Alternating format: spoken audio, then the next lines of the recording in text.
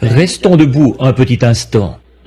Dieu bien-aimé, nous te sommes reconnaissants de cet autre privilège que nous avons de nous tenir dans la maison de Dieu et d'adorer le Dieu vivant. Nous sommes si reconnaissants de ce que ce privilège nous soit encore accordé dans ce pays.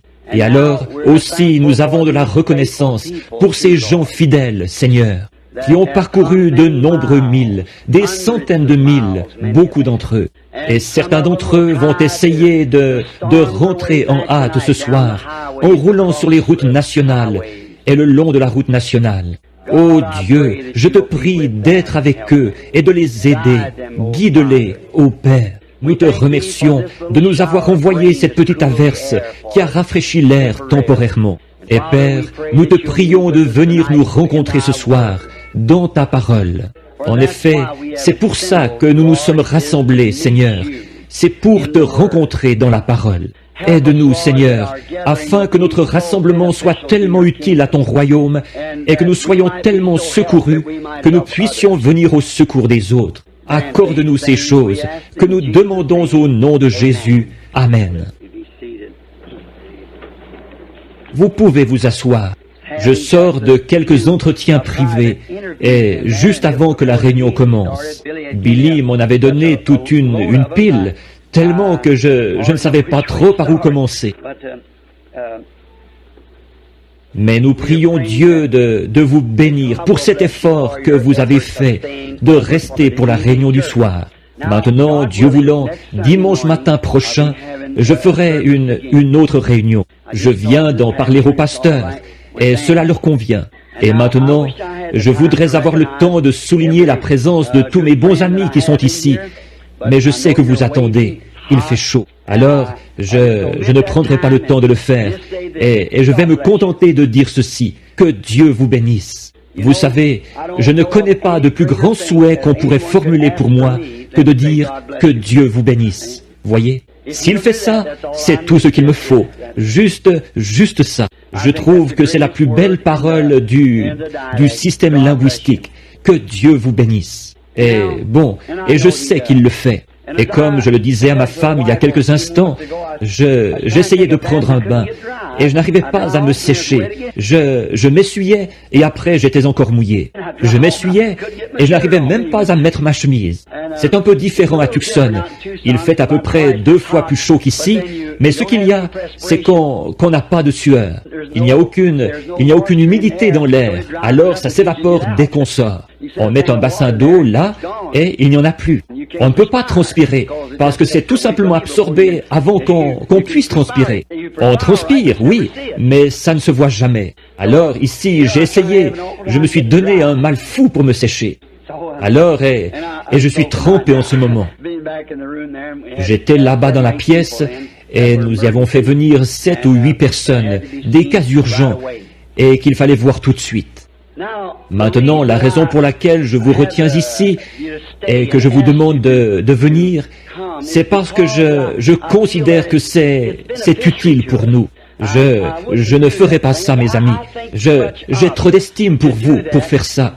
Juste de venir pour entendre parler quelqu'un, ou pour écouter ce que moi je pourrais avoir à dire, ou quelque chose. Je ne ferai pas ça. Ce ne serait pas bien. Ce ne serait pas de montrer que je vous aime, juste de venir comme ça. Et je ne crois pas que vous venez, même si je sais que vous m'aimez, comme moi je vous aime. Et alors, je le sais, sinon vous ne feriez pas les choses que vous faites. Alors, j'ai assez d'estime pour vous. Je ne vous garderai pas assis où il fait chaud et tout, comme ceci, si je ne pensais pas que ce serait quelque chose qui puisse vous aider. Aussi, avant de venir, je fais toujours de mon mieux, devant Dieu, pour choisir un petit quelque chose, un passage de l'Écriture, quelque chose, et je demande sa conduite, la dernière chose avant de sortir. Viens au secours, Seigneur Dieu, d'une manière ou d'une autre. Donne tout ce que tu peux à ces chers gens. Et je m'y attends, et je le crois vraiment, que je vais vivre pour toujours avec vous. Je crois que maintenant, c'est le moment le plus court que nous avons, celui où nous sommes ensemble comme ceci. Nous serons ensemble dans l'éternité. Voyez, je le crois, je crois cela, et je veux vous aider. Et si je dis quelque chose de mal, le Père Céleste sait que ce n'est pas volontairement que je le fais. c'est que je le fais sans m'en rendre compte. Je le ferai par ignorance. Par conséquent, sachant que vous êtes sous ma responsabilité et à ma charge pour la cause de l'Évangile, je veux toujours vous garder ancré dans les pages de cette Bible. Bien des fois, des gens sont venus me voir et m'ont dit, « Frère Branham, si vous voulez seulement venir ici et dire « Ainsi dit le Seigneur » à mon petit enfant qui est malade, il guérira. Allez là-bas et seulement dire « Il guérira ». C'est tout ce que je veux que vous fassiez. Or ça, c'est noble, c'est beau, combien j'apprécie.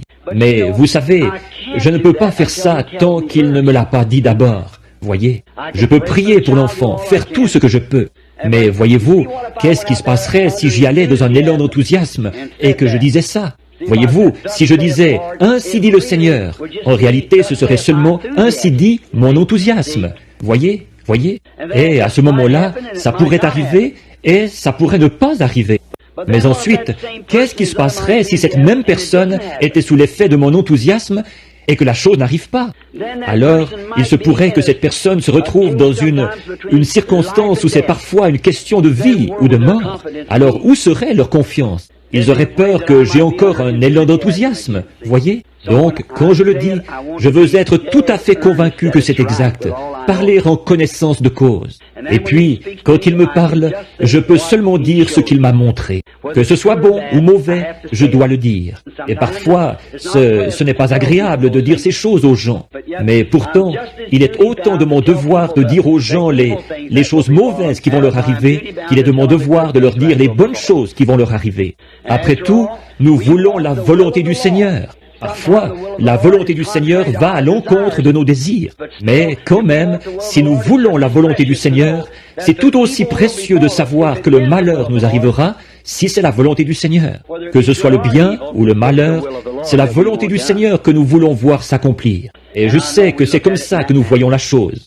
Bon, je sais que les frères ici, d'habitude, ils prêchent un message de 30 minutes, 20 à 30 minutes le dimanche soir. Et je ne sais pas si je peux arriver à faire ça ou pas. Alors je vais simplement faire de mon mieux. Maintenant, je pense qu'il y aura un service de baptême tout de suite après. On m'a dit qu'ils ont baptisé un grand nombre de personnes ce matin. Il se fait des baptêmes continuellement ici, tout le temps. Des prédicateurs, des méthodistes, des baptistes, des presbytériens, des gens de l'Église de Dieu, des luthériens et quoi encore, qui viennent se faire baptiser au nom du Seigneur Jésus-Christ. Et devant Dieu, quand je devrais comparaître au tribunal du jugement, j'aurais à répondre de cela. Et si j'étais aussi convaincu dans ma pensée du bien fondé de tout dans ma vie, autant que je le suis de cela, je serais prêt pour l'enlèvement à l'instant. Car je sais que c'est la vérité de l'Évangile. Voyez, c'est la vérité. Il n'y a pas un seul passage de la Bible où qui que ce soit ait jamais été baptisé autrement qu'au nom de Jésus-Christ. Le mandat de Père, Fils et Saint-Esprit, c'est seulement « Allez, faites de toutes les nations des disciples, les baptisant au nom du Père, Fils, Saint-Esprit. » Non pas de citer ce titre sur eux, mais de les baptiser au nom du Père, Fils, Saint-Esprit, ce qui est le Seigneur Jésus-Christ. Dans la Bible, tout le monde a été baptisé au nom de Jésus-Christ. Et la Bible dit que quiconque en retranchera une seule parole, ou y ajoutera une seule parole, de quelque manière que ce soit, malheur à eux. Alors, j'ai déjà bien assez à craindre, sans ajouter quelque chose ou retrancher quelque chose de l'Écriture. Ça m'a attiré des ennuis bien des fois, mais je m'en tiens strictement à cela. Il est ma haute retraite. C'est ce qui m'a obligé à me séparer de beaucoup d'amis. Ils ont coupé les ponts avec moi à cause de cela. Mais pourvu que je conserve cet ami-ci, le Seigneur Jésus, et il est la parole. Peu importe que le sentier soit rugueux, le chemin difficile, il est passé par là aussi. Et s'ils appellent le maître de la maison Belzébul, à combien plus forte raison appelleront-ils ainsi ceux qui sont ses disciples? Maintenant, que le Seigneur soit avec vous tous, qu'il vous bénisse tout au long de cette semaine, et qu'il vous donne ce que je peux demander de mieux à Dieu pour vous. C'est là ma prière. Maintenant, nous allons lire dans la précieuse parole. Et maintenant, souvenez-vous encore, mercredi soir, est-ce qu'il y aura réunion de prière au milieu de la semaine, ou quelque chose? Lundi et mardi soir, il y aura réunion de prière dans un foyer. Je suppose que les gens sont au courant. Frère Junior Jackson Est-il dans le bâtiment? Frère Jackson, il est ici, frère Jackson. Bien, il y a un autre frère Jackson ici, Et frère Don Raddle, est-il dans le bâtiment ce soir? Frère Don, juste ici. Et beaucoup d'autres frères. Je vois les frères ici de l'Arkansas et de la Louisiane et de différents endroits, un peu partout dans le pays. Et il y a des frères âgés qui sont ici ce soir aussi. Il y a frère Thomas Kidd, assis ici sur la droite, qui aura 84 ans dans quelques jours. Il y a à peu près 3 ou 4 ans, on l'avait opéré de la prostate, et il se mourait du cancer. Le médecin l'avait tout simplement condamné.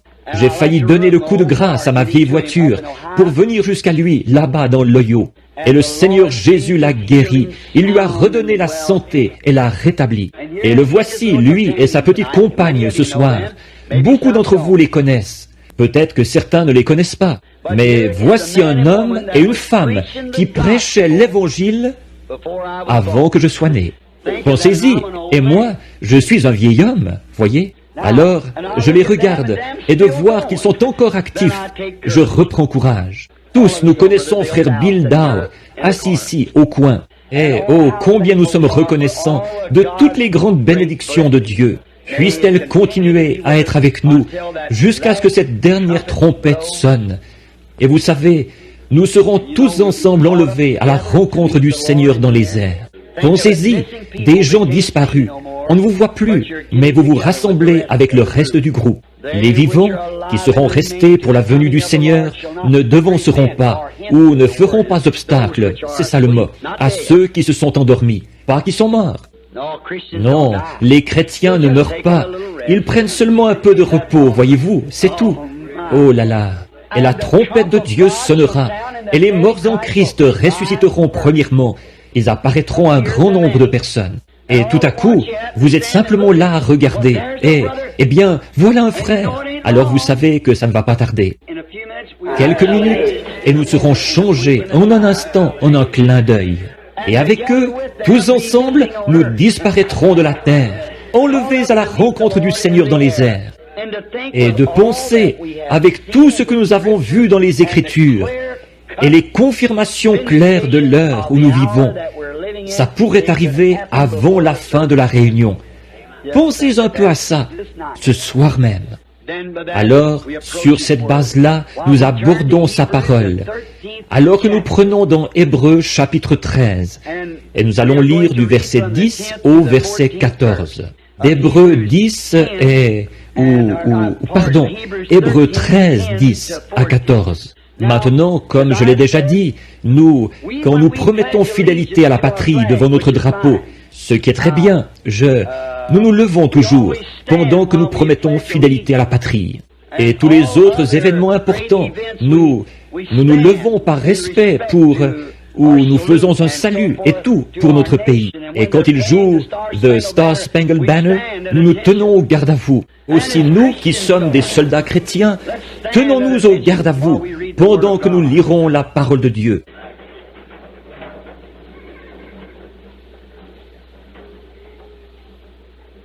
Écoutez attentivement la lecture de la parole. La raison pour laquelle j'aime la lire, mes paroles pourraient faillir, mais pas les siennes. Alors, si je lis sa parole, seulement cela, vous serez bénis. Le verset 10 du chapitre 13 d'Hébreux.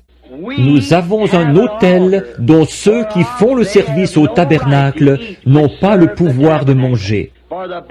Les corps des animaux dont le sang est porté dans le sanctuaire par le souverain sacrificateur pour le péché sont brûlés hors du camp. C'est pour cela que Jésus aussi, afin de sanctifier le peuple par son propre sang, a souffert hors de la porte.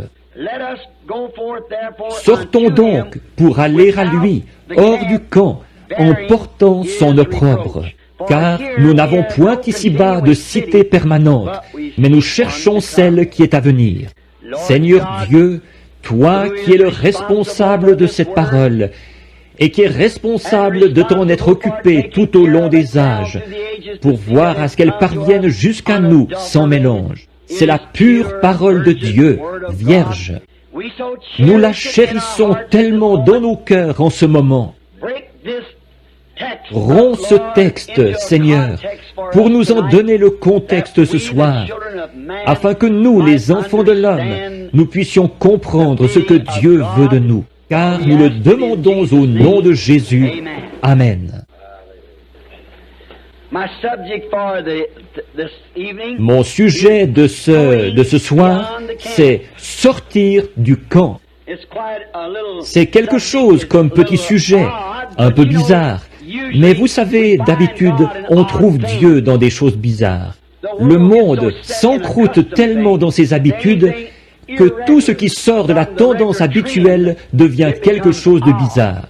Comme j'ai prêché ici il y a quelques jours, ici au tabernacle, sur le drôle d'oiseau. Le fermier est un drôle d'oiseau pour l'homme d'affaires est un drôle d'oiseau pour le fermier. Le chrétien est un drôle d'oiseau pour l'incroyant, et ainsi de suite. Il faut bien être le fou de quelqu'un. Alors, tout ce qui sort de l'ordinaire, vous devenez un peu comme un fou par rapport à la tendance habituelle. Et c'est pourquoi le peuple de Dieu et ses prophètes et ses messagers au long de l'âge, qui ont porté son message qui venait de la parole, ils ont passé pour fous aux yeux de ceux de l'extérieur. Noé était un fou aux yeux de ce monde très intellectuel auquel il prêchait. Noé, certainement qu'il était un fou aux yeux de Pharaon. Il avait son pied sur le trône et ensuite il y a renoncé pour une bande de tripoteurs de boue. Voilà ce qu'il pensait. Et Jésus était un fou aux yeux des gens. Et tous les autres qui ont œuvré et vécu pour Dieu, ils ont passé pour fous. Ils ont été obligés de sortir du camp où ils étaient. De plus en plus, j'ai des raisons de croire que les gens ne parviennent pas jusqu'à Christ. Bon, je suis ici pour essayer d'aider par tous les moyens possibles et pour être aussi clair que possible dans ce que je vais vous énoncer. Et je vous demande de bien vouloir être patients avec moi. Comme je regarde et que je prêche d'un bout à l'autre du pays et que j'observe les gens, je suis tout à fait convaincu que les gens ne parviennent pas jusqu'à Christ. Et je crois que c'est l'ennemi qui met des bâtons dans les roues. En effet, la raison pour laquelle je crois ceci, ce n'est pas lui l'objet vers lequel ils ont été dirigés. Ils ont été dirigés soit vers un dogme, une doctrine, un parti, une expérience, une sensation, ou quelque chose comme ça, au lieu d'être dirigés vers Christ, la parole. C'est pour ça, je pense, que les gens font reposer leur destination éternelle sur un dogme quelconque ou sur une sensation quelconque. Par exemple, certains disent « J'ai dansé dans l'esprit, j'ai parlé en langue, j'ai senti du feu partout sur moi. » Savez-vous que toutes ces choses-là peuvent être imitées par le diable? Il n'y a qu'une seule chose qu'il ne peut pas imiter, c'est la parole. Pendant le débat entre lui et Jésus, Jésus l'a vaincu à tous les coups. Il est écrit, la parole. Et je crois aujourd'hui que la raison pour laquelle les gens ne viennent pas à Christ, c'est parce qu'ils sont dirigés, beaucoup d'entre eux, vers une dénomination. Venez adhérer à notre Église, ou lisez notre catéchisme, ou croyez notre doctrine, ou un genre de système quelconque. On leur indique la mauvaise direction. Et leurs actions et la vie qu'ils mènent sans Christ prouvent par leur propre vie. C'est confirmé par cela même. Par exemple, je ne veux pas blesser qui que ce soit, mais en parcourant le pays dans tous les sens, j'ai condamné les cheveux courts chez les femmes. C'est la Bible. J'ai condamné le port des shorts chez les femmes, l'utilisation des produits de maquillage. Et à chaque année, c'est pire. On voit par là qu'il y a un autre doigt quelque part qui leur indique une autre direction. Elles ne parviennent pas jusqu'à Christ. Elles disent, nous faisons partie d'une église. Notre église ne... Ce que votre église croit, ça n'y change rien. Dieu a dit, c'est mal. Et si elles parvenaient vraiment jusqu'à Christ, elles arrêteraient de faire ça. Et ce n'est pas tout, mais l'homme prendrait position s'il parvenait jusqu'à Christ, et il s'opposerait à ces choses. Les maris ne permettraient pas à leurs femmes d'agir comme ça. Un vrai homme ne veut pas que sa femme agisse comme ça. Un jeune homme de la ville, ici, l'autre jour, a failli tuer 2 garçons. Ils étaient à un certain poste d'essence. Les gens de Jeffersonville, vous avez vu ça dans le journal. Voilà cette jeune fille qui se présente à un poste d'essence, avec presque rien sur le dos du tout.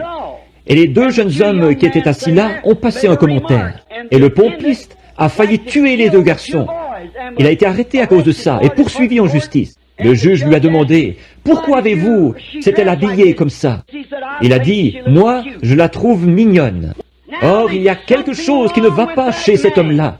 Peu m'importe qu'il soit même s'il est un pécheur, il y a quelque chose qui ne va pas chez lui. Son amour envers cette femme-là ne peut pas être authentique. Et qu'il la laisse s'exhiber en appât pour les chiens comme ça. Il y a quelque chose qui ne va pas. Est-ce que les hommes n'ont encore jamais compris qu'ils pouvaient juger entre ce qui est bien et ce qui est mal? Avez-vous vu les nouveaux maillots de bain qu'ils ont sortis? Êtes-vous au courant de la prédiction que j'ai faite, que les femmes finiraient par en venir aux feuilles de figuier, il y a 33 ans de ça? Et maintenant, on les habille avec des feuilles de figuier, des jupes transparentes. La parole du Seigneur ne faillit jamais, voyez? Et la chose devait se produire juste avant le temps de la fin, en venir de nouveau à une feuille de figuier. Je le lisais dans le magazine Life. Cela a été prononcé il y a 33 ans, avant que les femmes sombrent dans la déchéance. Il a été dit comment elles agiraient en ce jour-ci, et les voilà. Qu'elles porteraient des vêtements d'hommes, et quelle l'immoralité de la femme, que ça dégénérerait dans cette nation. La plus dégradée de toutes les nations du monde, c'est l'Amérique, ici.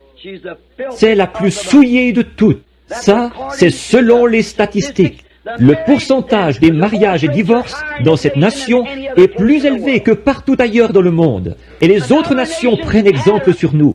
Avant, nous prenions exemple sur la France, la souillure et la saleté de cette nation-là. Maintenant, ils s'inspirent de nous en matière d'habillement.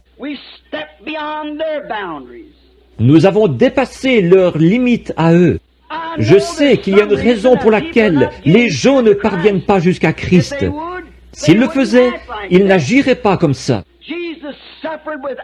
Jésus a souffert hors des portes afin de sanctifier son peuple par son propre sang. Sanctification, ça vient d'un mot grec composé qui veut dire nettoyer et mis à part pour le service. Et quand Dieu nettoie son peuple par le sang de Jésus, il les nettoie de la souillure du monde et les met à part pour le service. C'est pour cela que Jésus aussi, afin de sanctifier le peuple par son propre sang, a souffert hors de la porte. Même les gens du plein évangile, ils sont retombés dans les ornières mêmes d'où ils étaient sortis. L'Église pentecôtiste, comment était-elle il y a 40 ou 50 ans? Ils maudissaient, condamnaient et tournaient en dérision les églises dont ils étaient sortis. Ces dénominations-là, qu'est-ce qu'ils ont fait? Exactement comme un chien à ce qu'il a vomi et une truie à son bourbier. Ils sont retournés directement à l'endroit d'où ils avaient été tirés. Et maintenant, leurs églises sont tout aussi souillées que les autres. C'était quelque chose, comme je le disais ce matin, comme les gens sont comme Pierre qui disait dans Matthieu 17, 4 à 8, où il disait, « Il est bon que nous soyons ici, dressons 3 tentes. » Mais l'Esprit leur a dit de ne pas le faire. Il a dit, « Celui-ci est mon Fils bien-aimé, écoutez-le. » Et il est la parole. C'est lui que nous devons considérer, la parole, et non notre enthousiasme ou quelque chose d'autre. Il est ma parole, écoutez-le. Et qu'est-ce qu'ils ont vu après que cette voix leur a eu parlé? Même Moïse et Élie n'étaient pas là. Il n'y avait pas de credo non plus. Il ne restait plus que Jésus seul. Et il est la parole. C'est tout ce qu'ils ont vu. Donc, sortir hors du camp. Nous voyons que sur l'emplacement de leur camp, à l'occasion de cet événement glorieux, là-haut sur la montagne de la Transfiguration, que Pierre a appelé plus tard la Sainte Montagne, c'est là qu'il est venu les rencontrer. Or, je ne crois pas que l'apôtre voulait dire que la montagne était sainte. Il voulait dire qu'il y avait un Dieu saint sur la montagne. Ce n'est pas la Sainte Église. Ce ne sont pas les gens saints. C'est le Saint-Esprit dans les gens. Le Saint-Esprit est saint. Il est votre directeur et votre conducteur. Et nous voyons sur l'emplacement de ce petit camp, là-haut sur la montagne de la Transfiguration, quand ils ont reçu le mandat d'écouter, le seul mandat qu'ils ont reçu, c'était d'écouter la parole. Tout ce qu'ils ont vu, ce n'est pas un credo. Ils n'ont absolument rien vu d'autre que Jésus. Et il est la parole, faite chair. Comme c'est beau, le même camp, par rapport à celui qu'il y avait dans le Jardin d'Éden. Quand Dieu a fortifié son Église dans le Jardin d'Éden, son peuple, il y avait un seul mur derrière lequel ils devaient se retrancher, c'était la parole. Ils avaient un seul bouclier, une seule armure, une seule chose, parce que Dieu savait ce qui allait vaincre le diable, et c'est la parole. Jésus a fait la même chose, c'est la parole, il est écrit, et Satan a essayé de l'enrober, non pas de la citer, de la lui enrober. Et Jésus a dit, il est aussi écrit. Or, nous devons nous en tenir à cette parole. Et dans ce petit camp qu'ils avaient là, Pierre, Jacques et Jean, et Jésus, Moïse et Élie. Et dans leur camp, ils ont vu l'armée céleste, l'ombre ou la colonne de lumière suspendue dans cette nuée qui a transfiguré le Seigneur Jésus. Et au moment où ils étaient prêts à former une dénomination, une pour la loi et une pour les prophètes, et ainsi de suite, la voix dit, « Celui-ci est mon fils bien-aimé, écoutez-le. » Donc, le mandat qu'ils ont reçu, c'était exactement le même qu'en Éden. Tenez-vous-en à la parole. C'est ça, le camp de Dieu pour son peuple. Il semble qu'aujourd'hui, c'est un jour où les gens sortent des limites du camp. Dans tout, ils sortent des limites. Vous savez, il y a quelque temps, on m'a dit que maintenant ils ont un avion à réaction qui peut... C'est ce qui fait ce vacarme qu'on entend dans les environs, ce qui fait trembler les fenêtres. C'est quand l'avion a pris tellement de vitesse qu'il franchit son propre son, ce qu'on appelle le mur du son. Et quand il franchit le mur de son propre son, il n'y a presque aucune limite à ce qu'il peut faire. Je pense que nous tirons une leçon de là. Quand nous franchissons le mur de notre propre son pour entrer dans la parole de Dieu, alors il n'y a aucune limite à ce que Dieu peut faire avec un homme qui est prêt à sortir du camp de l'homme, j'entends. Maintenant, nous voyons là, sortir du camp, sortir de ceci. Je vois que Satan, lui aussi, il entraîne son peuple à sortir du camp de la raison, à sortir du camp du bon sens. Satan qui entraîne son peuple à sortir du camp de l'autre côté. Dieu qui entraîne son peuple à sortir du camp de cet autre côté, ici. Et Satan les a fait sortir du camp de la simple décence. Quand on en arrive au point où les gens, et qu'ils puissent se conduire et agir et s'en tirer en faisant les choses qu'ils font aujourd'hui, côté moralité. Je n'arrive pas à concevoir qu'un homme puisse exhiber sa femme, habillée comme ça, et ensuite claquer quelqu'un pour l'avoir insulté. Cela dépasse les limites du bon sens. Il devrait faire preuve de plus de jugement. Cela dépasse les limites de la simple décence. Où est le point d'arrêt? Vous qui avez mon âge, homme ou femme, je pourrais vous demander ceci. Qu'est-ce qui serait arrivé si ma mère ou votre mère, il y a une 50aine d'années, était sortie dans la rue en portant un de ses shorts ou un bikini ou le nom que vous donnez à ça? La police les aurait ramassés immédiatement et les aurait fait enfermer à l'hôpital psychiatrique. Une dame qui serait sortie de chez elle en sous-vêtements, elle devrait être à l'hôpital psychiatrique, parce qu'il y a quelque chose qui ne va pas mentalement. Et si c'était de la déficience mentale de faire une chose pareille à l'époque, c'est certainement le signe que la folie s'est installée quelque part. C'est encore de la déficience mentale. C'est de franchir les limites de la raison, de la souillure.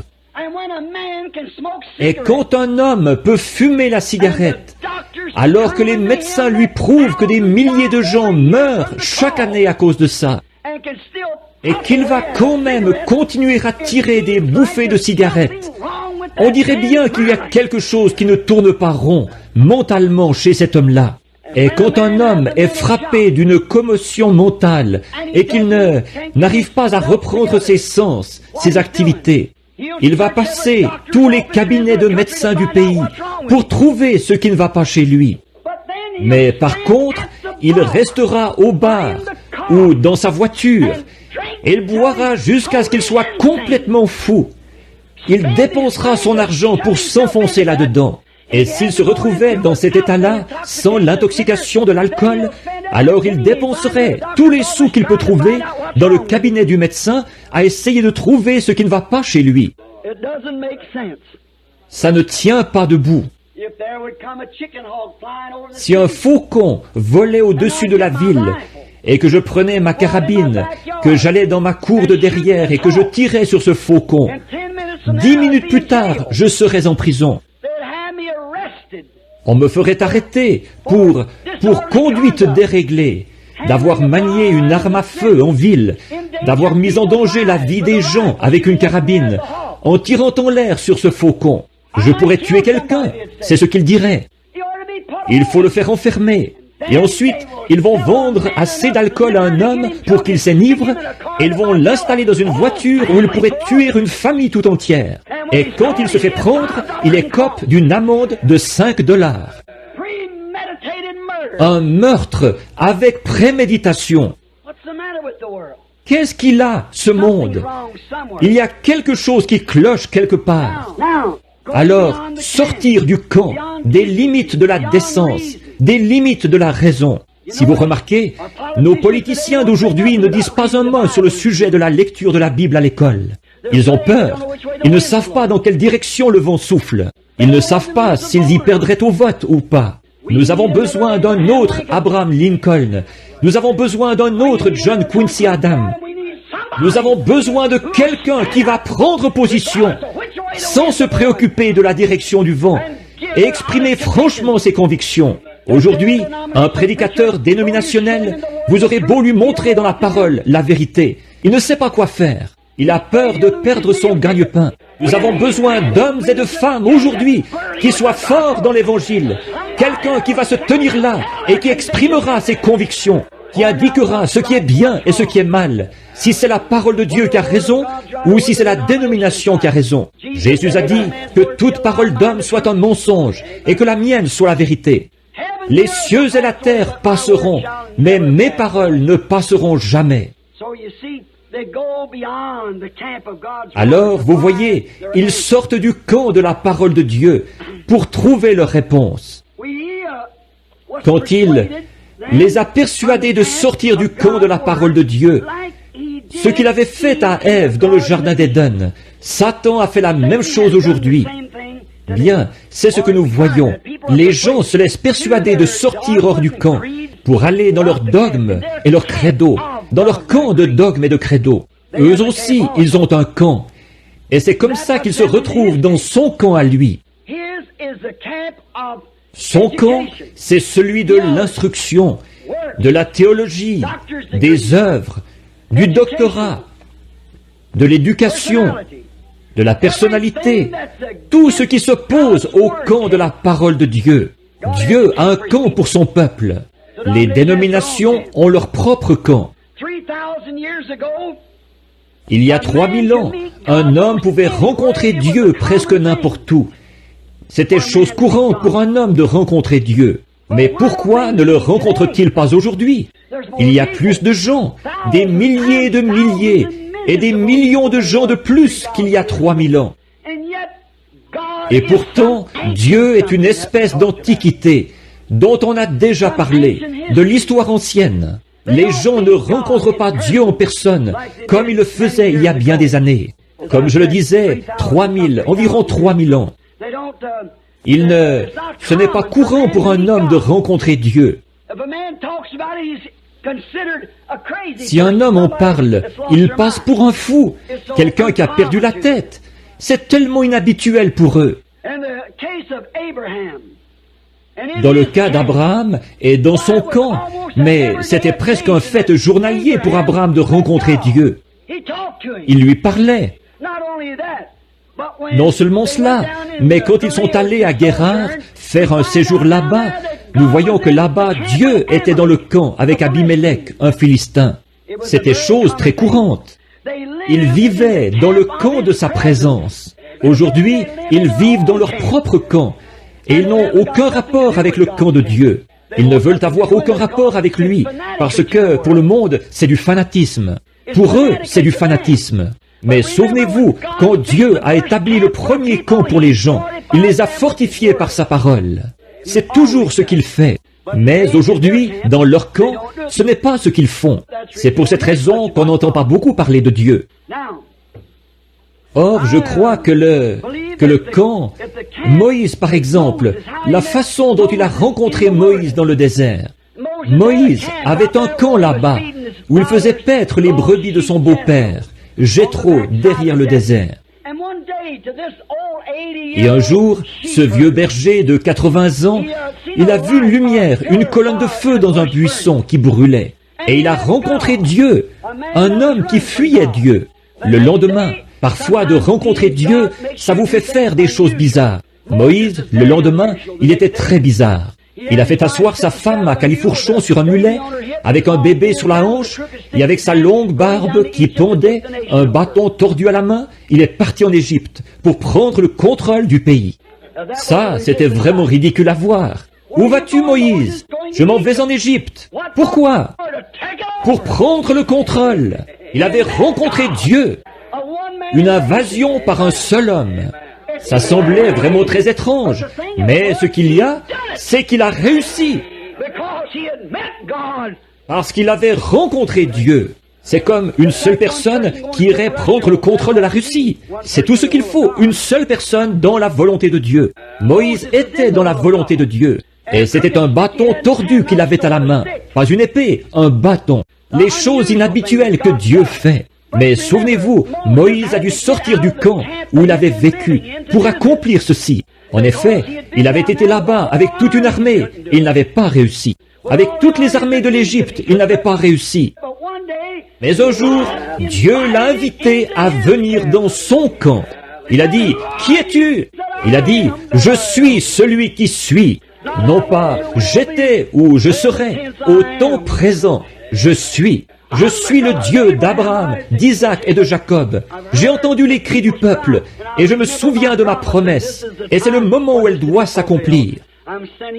Je t'envoie, Moïse, avec ce bâton que tu as à la main. Qu'est-ce qu'il y a eu? Les gens ont pensé qu'il était fou. Mais qu'est-ce qu'il avait fait? Il était sorti de son propre camp.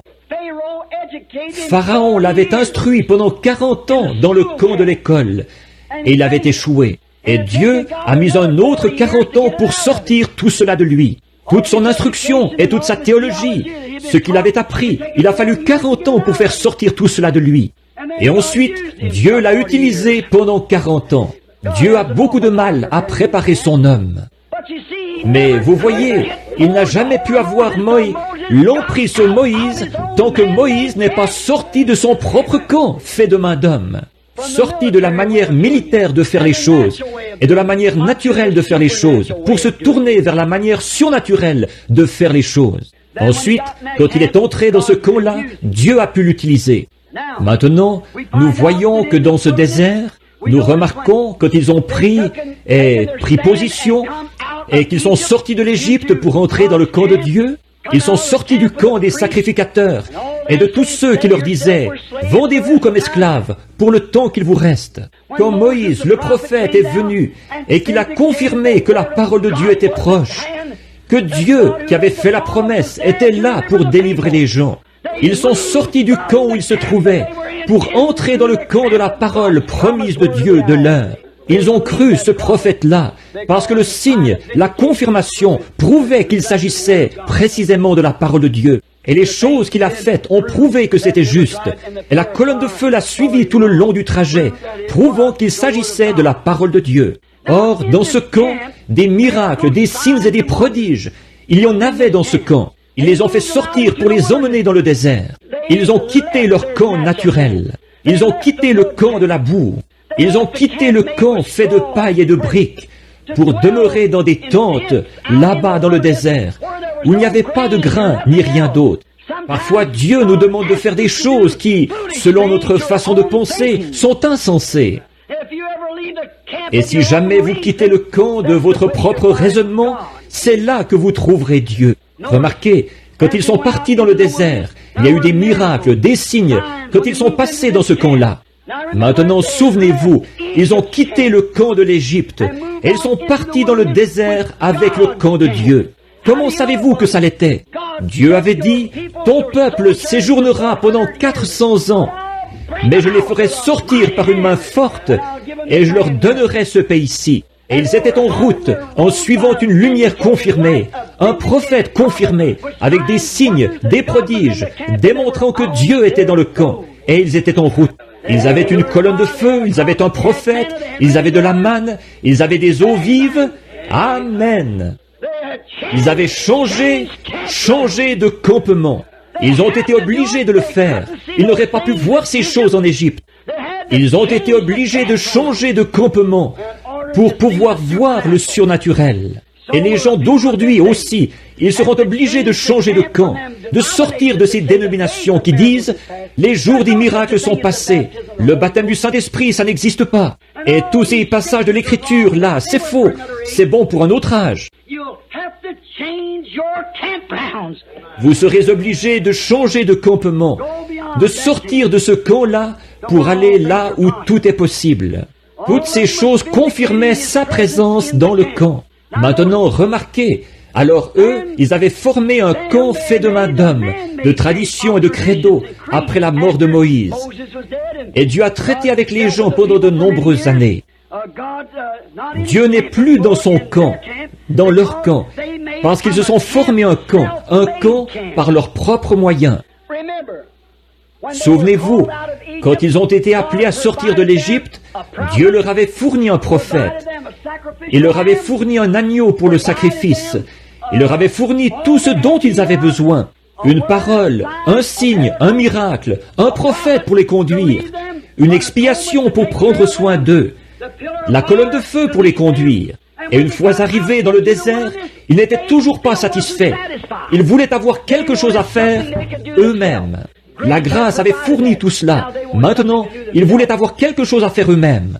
Pour pouvoir former une organisation, faire des histoires, se quereller, s'énerver, qui allait être le souverain sacrificateur, et qui serait ceci, cela ou autre chose. Un jour, Dieu a dit, « Moïse, sépare-toi du milieu de ces gens. » Et il les a simplement engloutis lors de la révolte de Corée.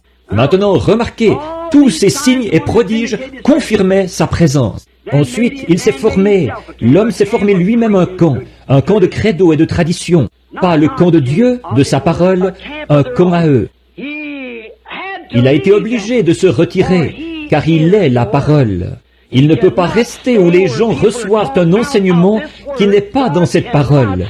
Dieu ne peut pas rester dans le camp. Il ne peut pas, il ne l'a jamais fait. Il doit rester précisément là où se trouve sa parole. Ensuite, quand il a été obligé de quitter ce camp-là, de tout ce groupe de gens qu'il avait fait sortir de l'Égypte, il est demeuré uniquement avec ses prophètes, à qui sa parole est venue. La parole est venue aux prophètes pour confirmer l'heure. Il demeurait avec les prophètes et il révélait aux prophètes. Comme il prononçait la malédiction sur les gens et prononçait la malédiction sur la chose. Et Dieu leur enseignait ses commandements et comment il fallait vivre. Et les gens s'y opposaient toujours, et ils persécutaient le prophète, et ils finissaient par le lapider ou le scier en morceaux pour s'en débarrasser. Jésus a dit, « Lequel des prophètes vos pères n'ont-ils pas assassiné? Lequel d'entre eux? le juste qui leur avait été envoyé. Et il a dit, vous ferez les œuvres de votre Père. Il ne parlait pas à des communistes, il parlait à des sacrificateurs, des gens des dénominations, des pharisiens et des sadducéens. Je suppose que sa voix n'aurait pas beaucoup changé ce soir. Ce serait seulement un peu pire, peut-être pour eux. Donc, nous voyons qu'ensuite, il est demeuré avec son prophète. Il est alors devenu un étranger pour eux, car il demeure uniquement dans sa parole pour la confirmer. La Bible dit qu'il veille sur sa parole pour la confirmer. Il essaye de trouver quelqu'un. S'il trouve seulement un homme tiède comme Samson, Samson a abandonné sa force à Dieu, mais il a donné son cœur à Delilah. C'est comme ça, très souvent aujourd'hui, que nous faisons. Seulement donner quelque chose à Dieu, mais pas tout. Mais Dieu, il veut tout notre être. C'est comme une police d'assurance. Quand vous souscrivez à une police d'assurance, autant avoir une garantie totale. Et c'est ce que cette assurance bénie fait pour nous. C'est une police avec une garantie totale. Elle couvre tout ce dont nous avons besoin ici dans cette vie, et notre résurrection, et la vie éternelle. Elle inclut tout. Remarquez, Dieu est resté hors de leur camp ensuite pendant 400 ans. Pourquoi? Il n'avait plus de prophète. Du prophète Malachie jusqu'au prophète Jean, 400 ans. Israël n'a pas fait tourner la roue d'un seul tour. Dieu était en dehors du camp. Ils l'avaient mis dehors par leur credo et leur égoïsme et leur différend avec la parole. 400 ans sans la parole. D'un prophète à l'autre, il a cheminé jusqu'au dernier prophète qui était Malachie. Et ensuite, il n'y a plus eu de prophète pendant 400 ans. Ensuite, Dieu a fait son apparition de nouveau. Un jour, il a marché parmi eux de nouveau, mais leur tradition avait pris sa place au milieu d'eux, au point qu'il était un étranger pour eux. Les traditions des pères, il y avait le lavage des pas et la façon de se peigner les cheveux et de porter tel bouton sur leur tunique et leurs, bien sûr, vêtements sacerdotaux. Et l'un est un pharisien convaincu et l'autre est un sadducéen. Et tout cela avait remplacé la parole parmi ces hommes-là, si bien que, quand Dieu les a visités, ils leur étaient étrangers. Permettez-moi de dire ceci avec amour et avec respect, mais pour bien me faire comprendre. C'est pareil aujourd'hui. Ça n'a pas changé du tout. Quand il vient au milieu des gens par sa puissance et sa manifestation, pour prouver que sa parole est la même hier, aujourd'hui et pour toujours, puisqu'il est la parole. Les gens disent, un diseur de bonne aventure, un Belzébul, un Jésus seul, ou quelque chose comme ça. On vous assimile à quelque chose, mais il faut qu'il en soit ainsi. Voyez-vous, nous n'avons pas eu de prophète depuis maintenant presque 2000 ans. Ceux des nations n'en ont pas eu, vous savez. C'est une promesse pour la fin. Or ça, nous le savons par l'Écriture. Nous le savons aussi par l'histoire, que c'est ce qui nous est promis. Donc, au bout de 400 ans, un jour Dieu a marché au milieu d'eux. Selon l'Écriture, il devait être fait chair et habiter parmi eux. On appellera son nom Conseiller, Prince de la paix, Dieu puissant, Père éternel. Et quand il est venu au milieu des gens, ils ont dit, nous ne voulons pas que cet homme règne sur nous.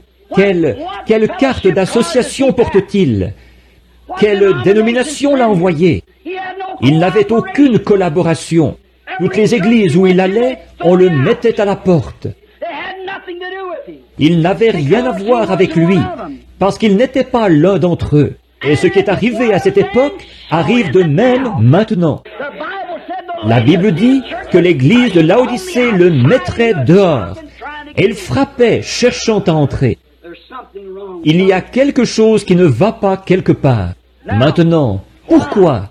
Ils avaient formé leur propre camp. S'ils avaient connu la parole, ils auraient su qui il était. Jésus a dit, si vous sondez les Écritures, parce que vous pensez avoir en elles la vie éternelle, ce sont elles qui vous déclarent qui je suis. C'est ce que dit l'Écriture. Alors, elles rendent témoignage de moi. Et si je ne fais pas les œuvres qu'il avait été promis que je ferais, si je ne fais pas les œuvres que mon Père, la parole, au commencement était la parole, et la parole était avec Dieu, et la parole était Dieu, et la parole a été faite chair, et elle a habité parmi nous. Or, si je suis cette personne-là, sondez les Écritures, et voyez ce que je suis censé faire. Et si je ne remplis pas les conditions requises, si mes œuvres, les œuvres dont la parole rend témoignage, par lesquelles le Père rend témoignage de moi, si elles ne confirment pas qui je suis, alors je suis dans l'erreur. C'est exact. Si vous ne pouvez pas me croire, croyez la parole, il a dit, les œuvres que la parole produit. Voyez-vous, il était un étranger parmi eux. Ils ne l'ont pas reconnu. Nous n'aurons rien à voir avec ce personnage. Il n'est qu'un curieux personnage qui est né là-bas, quelque part dans une étable. Il croyait que sa mère avait eu ce bébé avant qu'il naisse, ou avant qu'il avait eu ce bébé, qu'il était un enfant illégitime plutôt. Et puis, qu'avant que le bébé naisse, elle était allée se marier avec Joseph. Il avait fait ça rien que pour lui éviter d'être noirci, sa réputation. Et il est devenu une espèce de curieux personnage, parce qu'il était un enfant illégitime. Et c'est pour ça qu'il était comme ça. Et quand il est arrivé, qu'est-ce qu'il a fait? Il a démoli leur credo, renversé leur table, les a chassés du lieu à coups de fouet. Et il a dit, il est écrit. Amen. Avec ça, ils auraient dû savoir qui il était. Il est écrit. Eh bien, ils ne voulaient avoir aucun rapport avec un personnage comme celui-là. Mais tout au fond de leur cœur, ils savaient qui il était, car Nicodème l'a déclaré ouvertement. Rabbi, nous les pharisiens, nous savons que tu es un docteur venu de Dieu, car personne ne peut faire les choses que tu fais si Dieu n'est avec lui. Alors, pourquoi ne le confessait-il pas? C'est parce que leur camp avait établi sa frontière, ce qui lui fermait l'accès au camp, ce qui empêchait quiconque de sortir pour aller vers lui. Ils avaient leur propre camp. Il est venu de nuit, quand la porte, en fait, était fermée. Mais il a vu que c'était possible pour lui de le rencontrer quand même. Oui, c'est pareil maintenant. Il est devenu un inconnu, un étranger. Ils n'y comprennent rien. Pourquoi y aurait-il ceci et pourquoi y aurait-il cela? Alors que la parole elle-même rend témoignage que ceci, c'est exactement ce qui est censé être fait en ce jour. Nous en avons parlé, et maintes fois, mais c'est la vérité.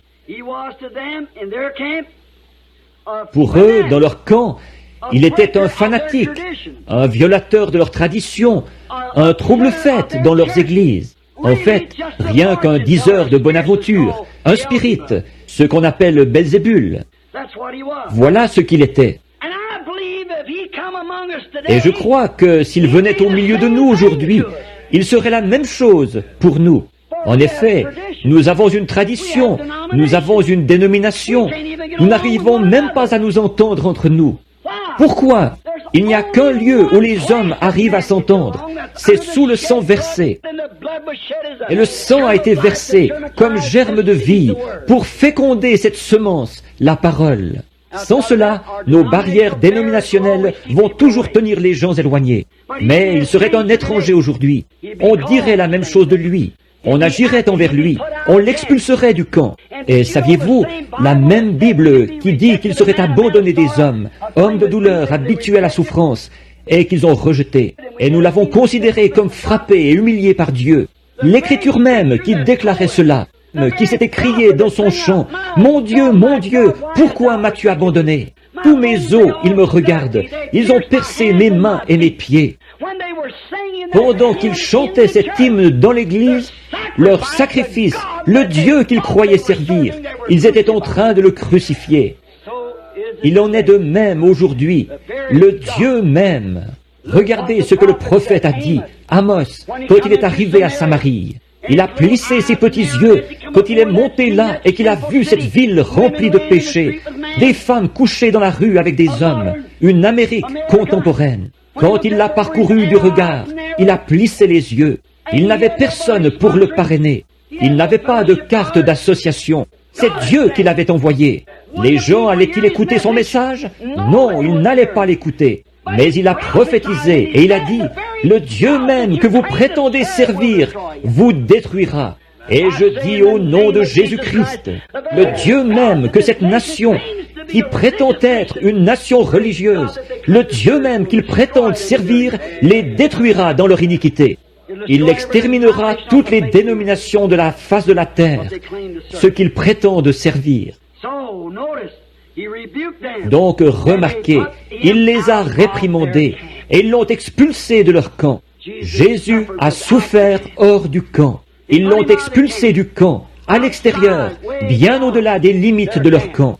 Nous voyons que la Bible dit qu'en ce dernier jour, dans cet âge de l'Odyssée, il ferait la même chose. On les expulserait du camp. Maintenant, observez ce qu'il dit de faire, maintenant pour conclure. Expulser du camp, là où on brûlait les sacrifices. C'était l'endroit tout indiqué pour lui. Il était le sacrifice. Maintenant, frères, sœurs, savez-vous que chacun de vous, vous devez vous sacrifier? Vous devez être le sacrifice de Dieu. Sacrifiez les choses du monde, sacrifiez vos propres plaisirs dans ce monde, sacrifiez les choses du monde. Savez-vous pour quelle raison les gens ne veulent pas le faire? Vous savez, un mouton n'a qu'une seule chose à offrir, c'est sa laine. Et bon, il ne lui est pas demandé de produire ou de fabriquer de la laine cette année. Il lui est demandé de porter de la laine. Il ne nous est pas demandé de fabriquer quelque chose. Il nous est demandé de porter le fruit de l'esprit. C'est-à-dire que ce qu'il y a à l'intérieur du mouton, ce qu'il est à l'intérieur, c'est ce qui produit la laine à l'extérieur.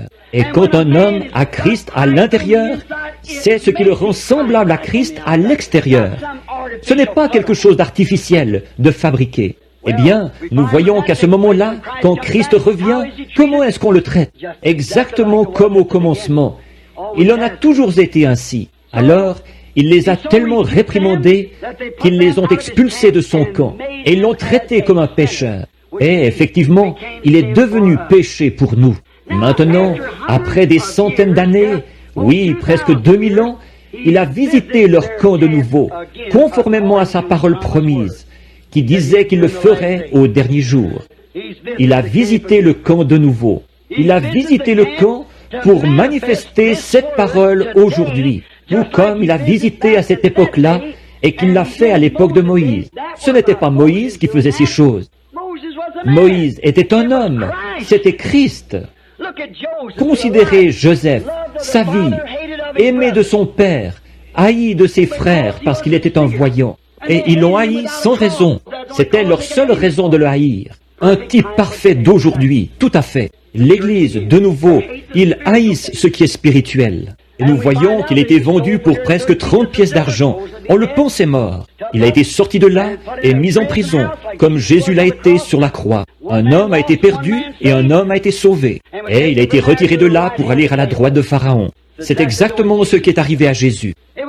Il y a eu David qui a passé dans les rues en pleurant, un roi rejeté. Et il s'est assis sur la montagne en pleurant sur Jérusalem. Ce n'était pas David. Le fils de David, quelques centaines d'années plus tard, s'est assis sur la même colline et il a pleuré parce qu'il était rejeté comme roi parmi son propre peuple. C'est Christ toujours. Et aujourd'hui, alors qu'il est prophétisé que Christ doit venir dans le camp, savez-vous ce qui s'est passé? Il arrivera exactement ce qui est arrivé à l'époque. Il faut que ce soit comme ça pour accomplir ce que la parole ici promet qu'il fera. Maintenant, souvenez-vous, Christ était là dans l'âge de Noé. C'était Christ, Jésus-Christ le même hier, aujourd'hui et pour toujours. La parole de l'heure, rejetée. Remarquez, et sa prophétie d'Apocalypse 3, trouvant, quand il est venu en ce dernier jour, comme il avait prophétisé qu'il allait venir en ce dernier jour. Et dans quel état qu'il trouvait l'église de Laodicée? Riche, n'a besoin de rien, et assise en reine, et ne connaît pas de chagrin. Et on l'a expulsé de l'église. On n'avait pas besoin de lui. Il est sorti hors du camp de nouveau. Mais ce qu'il y a, c'est qu'elle ne savait pas qu'elle était nue, aveugle et misérable. Elle ne le savait pas. De nouveau, s'il revenait de nouveau, exactement tel qu'à l'époque, il réprimanderait toutes les femmes qui portent des shorts. Il réprimanderait toutes les femmes aux cheveux coupés, tous les visages fardés, tous les hommes qui s'abaisseraient au point de permettre à leurs femmes de faire ces choses. Il le ferait encore.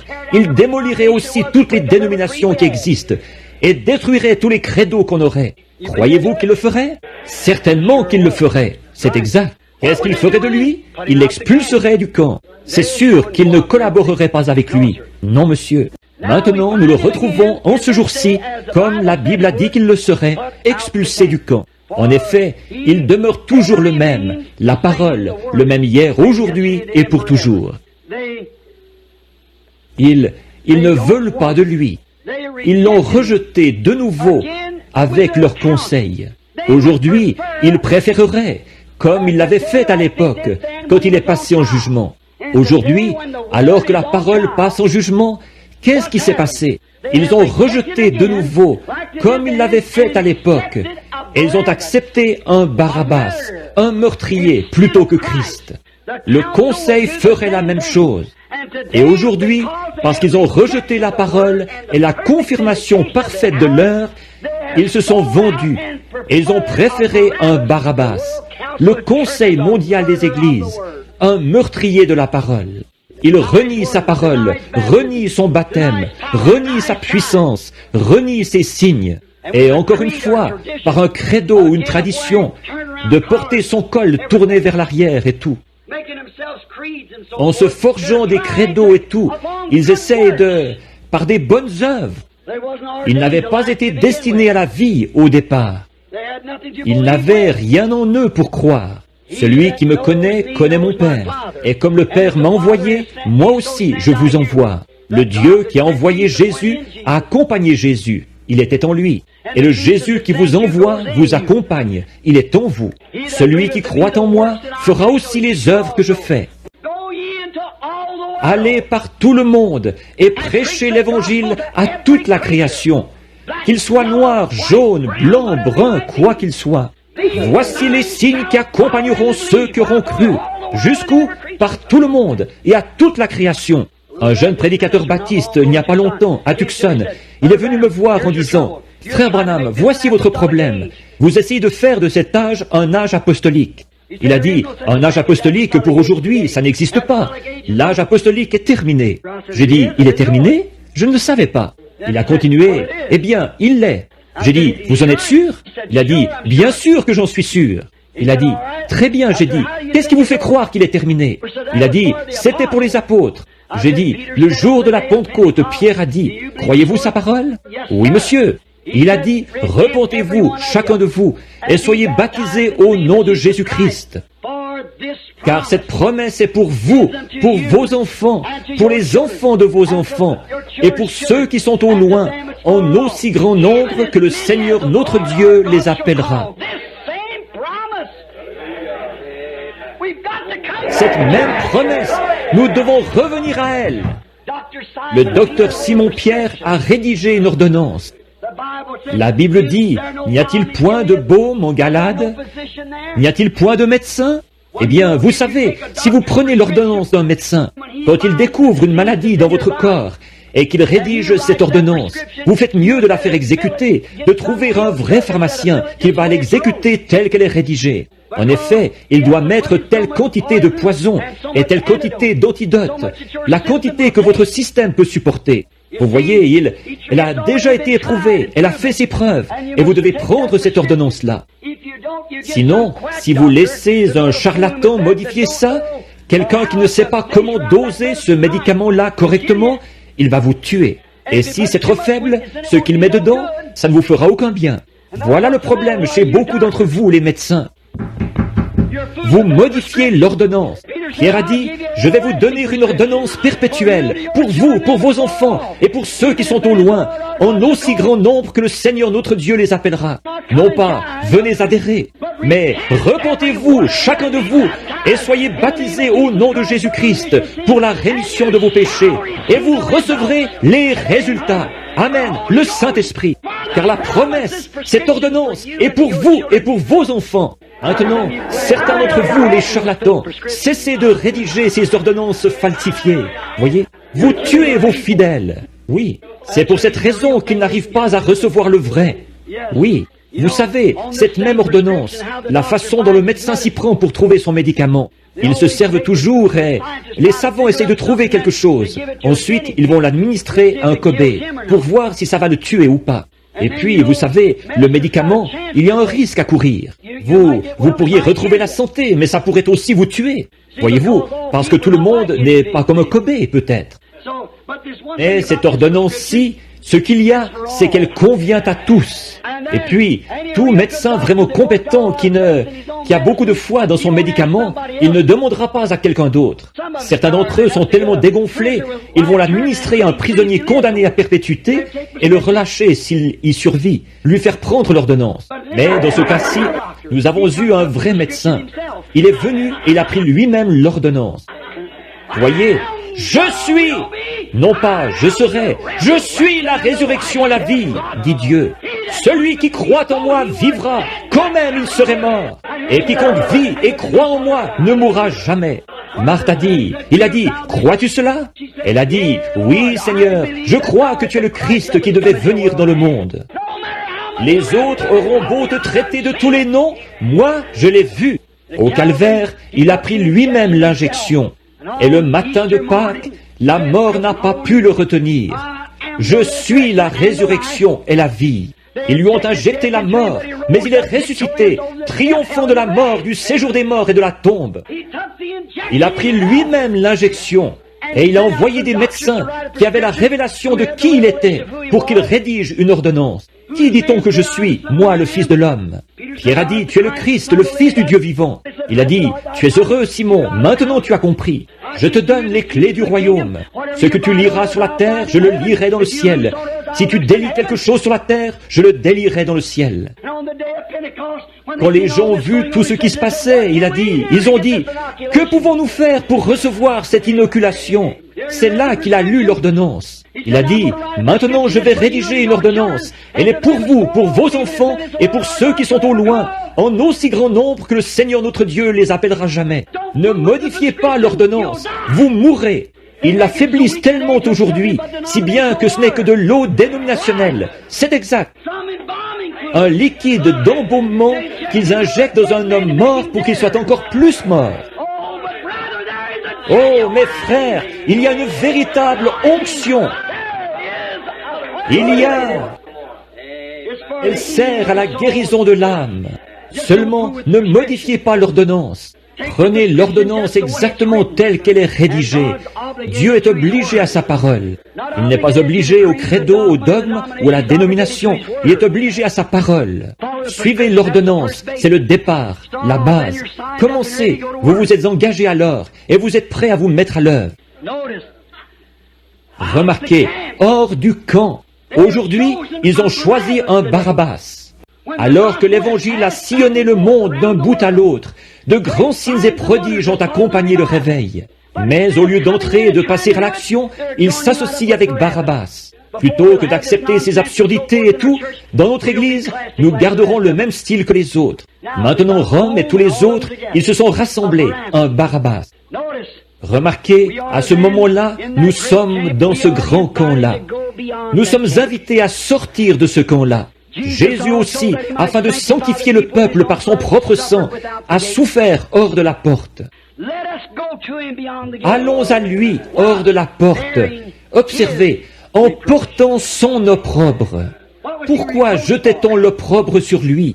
Pas parce qu'il était méthodiste ou baptiste, je peux vous le certifier. Pas parce qu'il était pharisien ou sadducéen, parce qu'il était la parole confirmée. En portant son opprobre, à cause de quoi? De la parole confirmée. C'est exact, c'est ce qu'il a fait. Il a dit, si je ne fais pas les œuvres de mon Père, ne me croyez pas. Si je ne suis pas la réponse à toutes les questions des Écritures. Le Jésus du Nouveau Testament, c'était le Jéhovah de l'Ancien. Tout à fait exact. Je crois, comme je vous le disais ici, il y a quelque temps, ou quelque part à une réunion, ce n'était peut-être pas ici. Le Jéhovah de l'Ancien Testament est le Jésus du Nouveau. Vous vous souvenez quand j'étais à la chasse à l'écureuil ce matin-là, et qu'il y a eu ces 3 grandes tiges là, qui ont tout abouti au même endroit là-bas, sur la montagne. J'étais là à regarder ça. Je me suis approché et j'ai enlevé mon chapeau. J'ai déposé ma carabine, je suis monté. Et une voix qui a secoué les bois a dit, le Jésus du Nouveau Testament est le Jéhovah de l'Ancien. Reste fidèle. Aussi, un peu plus bas, c'est là que les écureuils étaient apparus, alors qu'ils avaient été créés, alors qu'il n'y en avait aucun là. Voyez, c'est la vérité, ça. Voyez, c'est la vérité. Alors Dieu, devant qui je me tiens, sait que c'est la vérité. C'est exact, c'est la vérité. Au Kentucky même, et il y a des gens assis ici même ce soir qui étaient présents quand c'est arrivé de nouveau. La même chose, oui. Nous savons que c'est la vérité, le Jésus de l'Ancien Testament. Comme quand les Chinois ont commencé à s'installer ici, ils ne savaient ni lire ni écrire notre langue, mais c'étaient de très bons blanchisseurs. Alors on allait à la blanchisserie chinoise. Ils se procuraient simplement des petites étiquettes toutes blanches. Ils ne pouvaient pas lire quoi que ce soit. Et ils savaient que s'il écrivait quelque chose, vous ne pourriez pas le lire. Alors, quand vous vous présentiez là, ils prenaient simplement ce petit bout de papier blanc, quelque chose un peu comme ceci, disons, ici, et le déchiraient d'une certaine manière, comme ça. Bon, ils vous remettaient un bout de papier et ils gardaient l'autre bout de papier. Ensuite, quand vous retourniez chercher votre linge, ils disaient « Montrez-moi votre bout de papier ». Ils les prenaient, s'ils correspondaient, ça y était. Vos vêtements sales, vous les repreniez nettoyés. Et Jésus a correspondu à chaque prophétie. Chaque facette du Jéhovah de l'Ancien Testament, c'est le Jésus du Nouveau. Il a correspondu en tout point. Permettez-moi de dire ceci, avec la crainte de Dieu et avec respect, mais avec amour, mais avec sincérité, en sachant à quoi m'en tenir. Le message de cette heure a correspondu en tout point à ce que la Bible avait annoncé pour cette heure. Maintenant, si vous avez des vêtements sales, apportez-les. Oui, avez-vous été lavé dans le sang de l'agneau? Remarquez, en portant son opprobre, parce qu'il était la parole confirmée. C'était comme ça à l'époque, c'est pareil maintenant. Il est le même hier, aujourd'hui et pour toujours. Hébreux 13, 12 et 13. Nous voyons Hébreux 8, 13, 8 aussi. En portant sa honte de l'Évangile, en portant son nom, il a dit « Je suis venu au nom de mon Père ». Le nom du Père, qu'est-ce que c'est? Il est venu au nom de son Père. Il a dit « Je suis venu au nom de mon Père et vous ne m'avez pas reçu ». Eh bien, le nom du Père, qu'est-ce que c'est? Vous devriez le savoir, je pense. Voyez? En portant l'opprobre de la parole. Elle était toujours emportée hors de leur camp. Ils la mettaient à la porte. On rira et on se moquera de vous. Et aujourd'hui, alors que, quand j'ai commencé à parcourir le pays, je ne parle pas de moi, je vous en prie, n'allez pas penser que c'est quelque chose de personnel. Mais mon temps est écoulé, et j'ai une dizaine de pages ici. Vous pouvez voir ce qu'il reste ici. Voyez, bon, de mes notes. Mais écoutez, au début, en commençant, avez-vous remarqué Jésus au début, quand il a commencé? Oh, le jeune rabbin. Oh, il était un homme formidable. Venez chez nous, venez nous prêcher. Mais un jour, il s'est assis devant eux et il a dit, « Si vous ne mangez la chair du Fils de l'homme, et si vous ne buvez son sang, vous n'avez point la vie en vous-même. » Qu'est-ce que vous pensez que les docteurs et les intellectuels de la foule se sont dit? Cet homme est un vampire. Voyez? Il veut qu'on boive du sang humain. C'est trop pour nous, ça. Éloignez-vous de lui. Les sacrificateurs disaient qu'il était fou. Je le crois. Et la Bible dit qu'ils sont partis. Il avait aussi avec lui 70 prédicateurs qui avaient été ordonnés. Il a dit, je ne peux pas les garder avec moi. Alors, il a tourné les yeux vers eux, il a dit, que direz-vous quand vous verrez le Fils de l'homme monter au ciel, d'où il est venu? Or, il n'a jamais expliqué ces choses-là. Il les a simplement laissées telles quelles. Voyez? Ils ont dit, Fils de l'homme? Quoi? Nous mangeons avec cet homme. Nous pêchons avec lui. Nous nous étendons sur le rivage avec lui. Nous avons vu le berceau dans lequel il a été bercé. Nous connaissons sa mère. Nous connaissons son frère. Qui peut recevoir une chose comme celle-là? Et la Bible dit, il n'allait plus avec lui. Ensuite, il s'est tourné vers Pierre et les autres. Il a dit, j'en ai choisi 12. Vous 12. Des milliers qu'il avait, il en est maintenant à 12. Il a dit, j'en ai choisi 12, et l'un de vous est le diable. Je le savais dès le commencement. Il a dit, maintenant, voulez-vous aller avec eux? Il n'avait pas à dorloter et à chouchouter et « Je te prendrai comme diacre si tu acceptes d'adhérer à mon église. » Voyez? Ce n'était pas son intérêt personnel qu'il cherchait. Il ne l'a même jamais expliqué. Les disciples non plus, ils ne pouvaient pas l'expliquer. Mais, si vous vous souvenez, il venait de leur dire « Je vous connaissais avant la fondation du monde. Je vous ai destiné à recevoir la joie avec moi. » Voyez? Voilà ce que c'était avant la fondation du monde, prédestiné. Ces apôtres se sont tenus là, tout à fait inflexibles. Ils ne pouvaient pas expliquer comment ils allaient faire pour manger sa chair et boire son sang. Ils ne pouvaient pas comprendre comment il était descendu alors qu'il avait été là avec eux tout le temps. Il ne pouvait pas l'expliquer. Les gens ne pouvaient pas l'expliquer. Personne ne pouvait l'expliquer. Mais Pierre a prononcé ces paroles mémorables. Ce n'est pas étonnant qu'il lui ait donné les clés. Il a dit, « Seigneur, à qui irions-nous? Nous sommes convaincus. Nous savons que tu es, toi et toi seul, la confirmation de la parole promise pour aujourd'hui. Nous savons que toi seul, tu as la parole de la vie. Nous ne pouvons pas expliquer ces choses, mais nous les croyons quand même. » La petite Marthe a dit, « Mon frère est mort. Il est étendu dans la tombe. Il se décompose. Il sent. Seigneur, si tu avais été ici, mon frère ne serait pas mort. Mais même maintenant, tout ce que tu demanderas à Dieu, Dieu te l'accordera. » Oh là là. Il a dit, « Je suis la résurrection et la vie. Celui qui croit en moi vivra, quand même il serait mort. Quiconque vit et croit en moi ne mourra jamais. » Crois-tu cela? Elle a dit, « Oui, Seigneur. Je ne peux pas l'expliquer, mais je le crois. Je crois que tu es le Christ qui devait venir dans le monde. Je crois par l'écriture qui a été consignée que tu as rempli les conditions requises. » Il a dit, « Où l'avez-vous enseveli? » Oh là là, il va se passer quelque chose. C'est immanquable. Toutes les roues se rejoignent au bon moment. Voyez? Il s'est rendu jusqu'à la tombe. La Bible dit, son aspect n'avait rien pour nous plaire. Probablement un petit homme aux épaules tombantes. Il s'est tenu là avec ses petites épaules qui s'affaissaient, fatigué et épuisé par cette marche. Il a dit, « Lazare, sors !»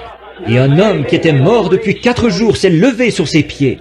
Une femme de la science chrétienne, excusez-moi si je vous blesse, ce n'est pas volontaire. Une femme de la science chrétienne qui venait à cette église ici est venue me voir dehors un jour.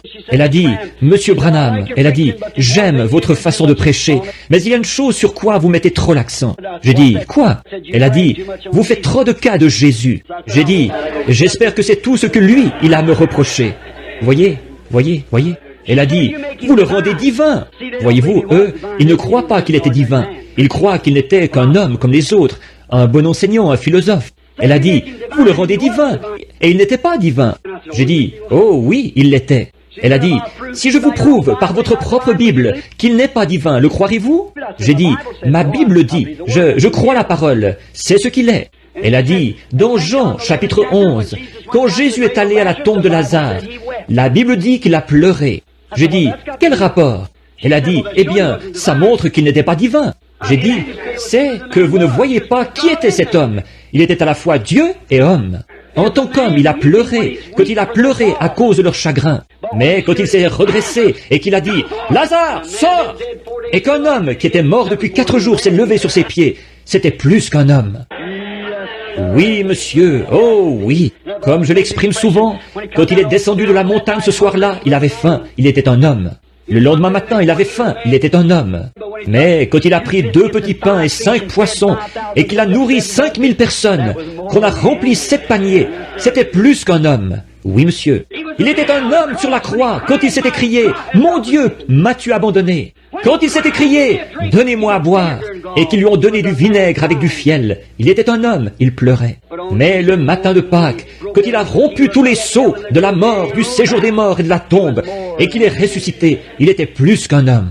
Il était un homme ce soir-là, quand il était couché à l'arrière du petit bateau, qu'il était là avec ses disciples, et que 10 000 démons de la mer avaient juré de le noyer. Oui. Là, dans une espèce de petit bateau, comme un bouchon de liège, là, comme ça, il était tellement fatigué que ça ne l'a même pas réveillé. Il était un homme quand il dormait. Et quand il a posé le pied sur le bastingage du bateau, qu'il a levé les yeux et qu'il a dit « Silence, tais-toi » et que les vents et les vagues lui ont obéi, c'était plus qu'un homme, c'était Dieu. Ce n'est pas étonnant que le poète ait dit « Par sa vie, il m'a aimé, par sa mort, il m'a sauvé, par son ensevelissement, il a emporté mes péchés au loin, par sa résurrection, il a justifié gratuitement pour toujours. Un jour, il reviendra, ô jour glorieux. » Oui, monsieur, sortez du camp, peu m'importe le prix à payer. Je porterai cette croix consacrée jusqu'à ce que la mort me libère. Alors j'irai dans l'enlèvement pour porter une couronne. Pour conclure, je dirai ceci. Il y a quelque temps, je lisais une histoire au sujet d'un juge. C'était un homme juste, un brave homme, il était aimé. Et il y avait un groupe de gens dans la ville qui croyaient qu'ils pourraient se permettre n'importe quoi. Alors, ils étaient dans l'abondance. Alors, ils ont ouvert une maison malfamée, tenu un débit de boissons, des boissons, et tout ce qu'il y a dans le genre. c'était illégal. Ils se sont fait prendre par la loi, la police judiciaire, et ils ont été traduits en justice. Et quand tous les gens de la ville, de la petite ville, se sont rassemblés là-bas, ils savaient que cet homme avait fait beaucoup de choses dans la région. Cet homme qui avait tenu cet établissement malfamé. Et le jury a reconnu cet homme coupable, parce qu'il avait été pris sur le fait. Et donc, le juge l'a reconnu coupable et l'a condamné à tant d'années de prison, sans mise en liberté sous caution, sans droit d'appel ni rien. Il y a envoyé, parce que c'est ce qui était écrit dans le droit. À l'extérieur du palais de justice, les gens se sont précipités vers lui en disant « Sais-tu quoi? Toutes les personnes de cette ville vont te haïr. » Ils ont dit « Ils te haïssent d'avoir pris cette décision-là au sujet de cet homme. » C'étaient tous des joueurs eux-mêmes. Ils ont dit « Nous allons tous te haïr. Nous ne t'élirons plus jamais. Jamais plus un seul d'entre nous ne votera pour toi. » Il le huait alors qu'il descendait dans la rue. Il s'est arrêté un petit instant. Il a dit « Laissez-moi dire un mot. » Il a dit « J'ai fait exactement ce que mon devoir me commandait. » Cet homme était coupable, qui qu'il soit. Il fallait que je prononce une sentence contre lui, selon la loi que j'ai juré de faire observer. Il a dit « Tu es haï dans cette ville. » Il a dit « Mais je suis beaucoup aimé chez nous par les miens. » Nous pourrions penser la même chose, si vous me permettez l'expression. J'ai défendu ce pourquoi j'ai été sauvé, faire observer la parole de Dieu. Je sais que les dénominations me haïssent à cause des choses que je dis, mais je suis beaucoup aimé dans sa maison, parmi son peuple. Prions. Seigneur Jésus, il se peut que nous soyons haïs du monde, mais nous sommes aimés du Père. Aide-nous, Dieu bien-aimé. Aide ces gens, afin que chacun d'eux, Seigneur, que tes bénédictions reposent sur eux. Que nous sortions du camp maintenant, que nous sortions de notre propre façon de penser, que nous agissions en fonction de la pensée de Dieu. La Bible dit ceci, que la pensée qui était en Christ soit en vous. Alors, pensons ces pensées à lui, et non selon notre propre façon de penser, parce que la plupart du temps nous sommes dans l'erreur. Alors, pour être sûr que ce soit sa pensée qui repose en nous. Et sa pensée, c'était de faire la volonté du Père. Et la volonté du Père, c'est sa parole promise. Sortons du camp ce soir, Seigneur, et allons trouver Jésus. Nous ne le trouverons jamais en adhérant à l'Église. Nous ne le trouverons jamais en serrant la main à un certain prédicateur ou en signant un credo ou une promesse que nous faisons d'aller à l'école du dimanche tant de jours dans l'année et tout. Nous le trouverons uniquement dans la parole, parce qu'il est la parole. Et comme nous voyons la promesse de ce jour-ci, qu'il serait hors du camp, expulsé de nouveau. Maintenant, sortons du camp, prêts à porter son opprobre.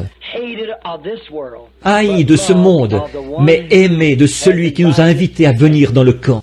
Accorde-le, Seigneur. S'il y en a ici qui ne le connaissent pas et qui ne sont jamais sortis du camp de l'affiliation à une certaine église, pourtant vous faites profession d'être chrétien, mais quand vous dites « ces choses, je crois qu'elles sont pour une autre époque », cela montre que ce ne peut pas être le Saint-Esprit.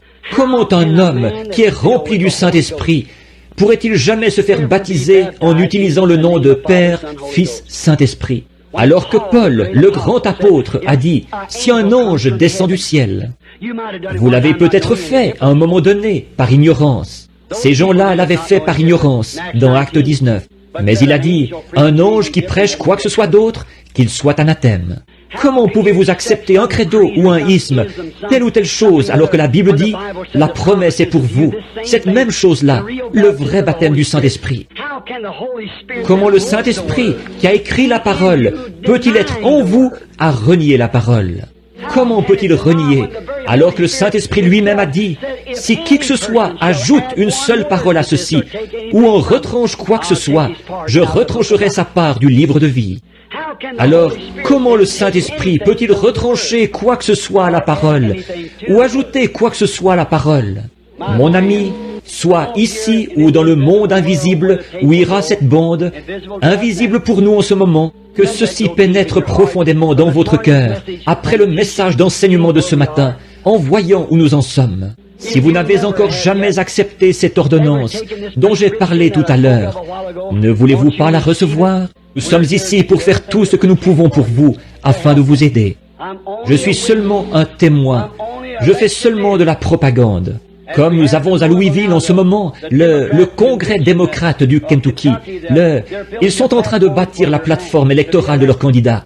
Moi aussi, je baptise une plateforme pour mon Seigneur. Ne voulez-vous pas le recevoir ce soir, qu'il soit à vous, avec nos têtes inclinées et nos cœurs aussi en ce moment? Voulez-vous simplement lever vos mains et dire à Dieu, « Pas à moi, je ne suis qu'un homme. » Levez vos mains vers Dieu et dire, « Oh Dieu, sois miséricordieux envers moi. Je veux réellement toutes ces choses dont on m'a parlé. Je veux sortir du camp. On dira ce qu'on voudra, ça m'est égal. Que Dieu vous bénisse. Oh, regardez les mains, regardez les mains. Je veux sortir hors du camp. Peu importe le prix qu'il me faudra payer, je prendrai ma croix et je la porterai chaque jour. Je sortirai du camp. Peu importe ce que les gens diront de moi, je veux le suivre hors du camp. Je suis prêt à y aller. Père Céleste, tu as vu ces mains. Peut-être 100 personnes ou plus dans le bâtiment ont levé la main. Seigneur, il y a quelque chose qui est près d'eux en ce moment. Une autre personne, la personne de Christ, celui qui est invisible à l'œil naturel. Et c'est lui qui les a poussés à prendre une décision. Dans leur propre vie, ils savent, quand ils se regardent dans la glace, ils voient qu'il leur manque quelque chose. Et ils veulent que leur vie soit façonnée selon la promesse de Dieu. Et ils ont levé la main avec une sincérité profonde. Aide-les, Seigneur, à venir à la grande porte ce soir de la bergerie. Puissent-ils entrer gentiment et humblement, accorde-le. Ils sont à toi, Seigneur, parle à leur cœur. Ils n'auraient pas pu prendre cette décision-là, ils n'auraient pas pu lever la main, sans qu'il y ait eu quelque chose de surnaturel. Cela montre qu'il y a une vie là, quelque part. En effet, selon la science, la pesanteur nous empêcherait de lever les mains. Mais il y a quelque chose qui les a frappés, leur faisant défier la loi de la pesanteur, et lever la main vers le Créateur qui les a amenés ici. Oui, je veux aller jusqu'au bout. Je veux sortir du camp ce soir. Seigneur, le baptistère est prêt pour la première démarche après la repentance. Ensuite, c'est d'être baptisé avec une promesse de recevoir le Saint-Esprit. En ces derniers jours, un appel à revenir à la foi originelle, l'ordonnance originelle. Nous voyons trop de gens qui sont éloignés de Christ, qui se meurent pour avoir pris ces autres ordonnances, faites de main d'homme. Elles peuvent faire très bien l'affaire dans leur dénomination, mais Seigneur, je veux ton ordonnance à toi. C'est toi notre médecin. Il y a un médecin, il y a un baume en Galade. Il y a un médecin qui est ici ce soir pour guérir toutes les âmes qui sont malades à cause du péché, pour guérir tous les êtres physiques. Grand médecin de tous les âges, grand créateur des cieux et de la terre, viens maintenant, s'il te plaît, au milieu de nous et parle-nous au nom de Jésus-Christ. Pendant que chacun prie dans son cœur, Seigneur Jésus, aide-moi en ce moment. Et si vous n'avez jamais été baptisé et que vous êtes convaincu, je n'ai pas prêché sur le baptême, mais que vous êtes convaincu que vous devriez vous faire baptiser du baptême chrétien, la seule manière dont tout chrétien, qu'est-ce qui se passerait si vous arriviez là-bas, baptisé d'une autre manière? Alors que ce même Jésus a dit, celui qui retranchera une seule parole, ou ajoutera une seule parole, la part de celui-là sera retranchée du livre de vie. Jésus l'a dit, et il a dit, toutes les Écritures sont inspirées et doivent s'accomplir. Maintenant, vous savez ce qu'il en est. Qu'est-ce que vous allez en faire? Si vous avez seulement eu une sensation ou quelque chose, je crois aux sensations. Si vous avez seulement dansé dans l'esprit, parlé en langue, ça aussi j'y crois. Mais si vous n'êtes pas allé plus loin et que l'esprit que vous avez en vous vous dit de ne pas suivre la parole, alors que vous savez qu'elle est juste, il y a quelque chose qui ne va pas avec cet esprit-là. Ce n'est pas le Saint-Esprit, c'est impossible. Voyez-vous, il identifierait sa propre parole. Ça, vous le savez. Préparez à venir maintenant pendant que nous prions. Jésus de Nazareth, approche-toi maintenant et parle à chaque cœur. Je te les confie. Puisse-t-il être, toutes ces mains, ce sont des trophées du message, Seigneur, venant de toi et de ta grande et auguste présence qui est avec nous en ce moment. Et sensible à l'esprit peut détecter que tu es ici. Cette impressionnante atmosphère sacrée. Accorde-le, Seigneur, à l'instant, au nom de Jésus-Christ. avec nos têtes inclinées, s'il y a des hommes ici qui voudraient se faire baptiser au nom de Jésus-Christ, qui veulent se repentir, qui veulent rechercher le baptême de l'Esprit, il y a une pièce disponible à ma gauche. Pour les femmes, c'est à droite. Il y aura quelqu'un là pour vous donner des directives. Il y a des vêtements de baptême prêts, tout. Maintenant, pendant que nous gardons la tête inclinée en chantant, I can hear my